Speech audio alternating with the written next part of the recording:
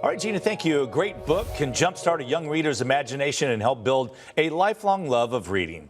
And what One Valley organization is doing to get books into the hands of more kids is really something good. So Southwest Human Development is one of the nation's largest nonprofits dedicated to early childhood development. They just published their second children's book titled This Little Farmer Went to the Market.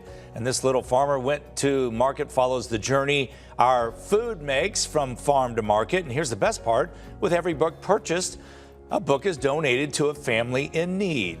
The goal to improve early literacy and help put more high-quality children's books in the hands of young kids. You can buy This Little Farmer Went to the Market on Amazon through Southwest Human Development and local bookstores like Changing Hands and Bookman's. And of course, we love hearing about something good happening in our community. So if you know someone or see a business spreading kindness or doing something good, head to our website. It's right there on your screen, azfamily.com/somethinggood. And don't forget to send in photos or video.